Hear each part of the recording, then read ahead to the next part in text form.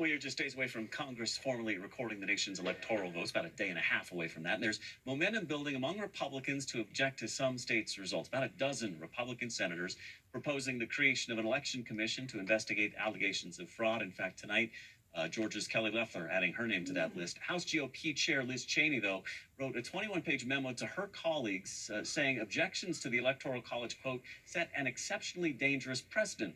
But President Trump not backing down. Two Democratic members of Congress sent a criminal referral to the FBI, asking them to open an immediate investigation into whether President Trump broke federal and Georgia state election law in that leaked phone call over the weekend where he claimed Georgia's November election had widespread fraud. The president's attorney accusing Georgia's Secretary of State and his staff of secretly recording their conversation and inappropriately leaking it.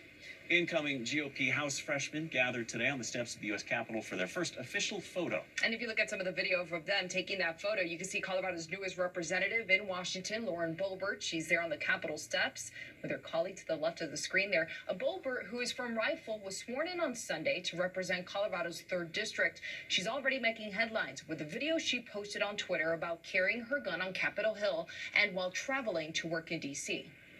I will carry my firearm. And in Congress, I'm a woman and a mother of 4. I choose to defend my family with all of the force the Constitution provides. In the video, she appears to put her Glock in a holster under her jacket and then walk outside on the streets of Washington. She released this video on Sunday amid efforts by some Democrats to ban lawmakers from carrying guns at the Capitol. Now, that effort failed. The city's police chief says that he'll remind the Congresswoman that the gun laws are different when she's away from the Capitol.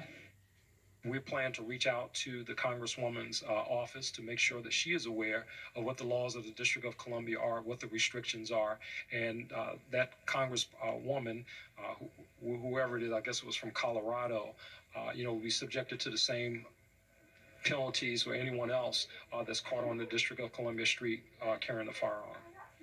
Unlawfully, I might add. You are required to have a permit from the District of Columbia to conceal carry there. We have not heard whether or not she has obtained one. A Colorado permit would not be valid in D.C. Millions of Americans have avoided the hospital over the last year because of their...